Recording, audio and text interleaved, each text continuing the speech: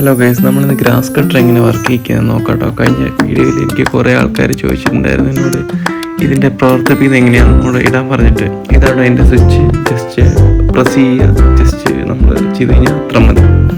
അതിൻ്റെ ചുമ്മാ തലക്കൊണ്ടെടുക്കാം. നമ്മൾ കറണ്ടിൽ കുത്തിയിട്ട് ഇതൊരു ഡിഫക്റ്റ് എന്ന് പറയാനാണെങ്കിൽ എന്താ പറയുക, നമുക്ക് ഈ വള്ളി വലിച്ചുകൊണ്ട് നടക്കണം, അതാണ് ഡിഫക്റ്റ്. അല്ലാതെ വലിയ സീനൊന്നുമില്ല. അങ്ങനെ ജസ്റ്റ് ഇങ്ങനെ ചെയ്ത് ഇങ്ങനെ ആക്കുക. നമ്മൾ കുറച്ച് ഹൈറ്റൊക്കെ ആണെങ്കിൽ നമുക്ക് ഈ മെഷീൻ വലിയ ഉപകാരപ്പെടില്ല. അല്ലാത്ത പക്ഷെ നമുക്ക് സെറ്റാണ്. ജസ്റ്റ് നല്ല രീതിയിൽ പുല്ല് പോകുന്നുണ്ട്, അങ്ങനെയൊക്കെ.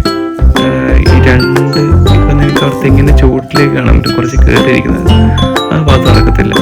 ഇതിന് നമുക്ക് വേറൊരു കവറിങ് വരുന്നുണ്ട്. ഈ പുല്ല് നമുക്ക് ഡയറക്റ്റ് ഇങ്ങനെ ഫ്രണ്ടിലേക്ക് തെറിച്ച് പോകാൻ വേണ്ടിയിട്ട് കീപ്പ് ചെയ്യാൻ വേണ്ടി കവറും പരിപാടിയൊക്കെ ഉണ്ട്.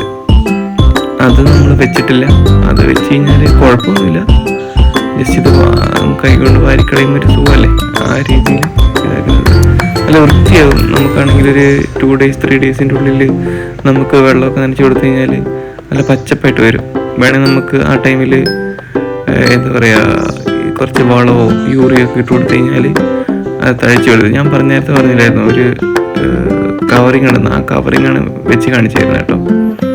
ഈ കവറിങ് വെച്ചിട്ട് കവറിങ്ങിനുള്ളിലേക്ക് തീരും. അങ്ങനെയാണ് എൻ്റെ പരിപാടി.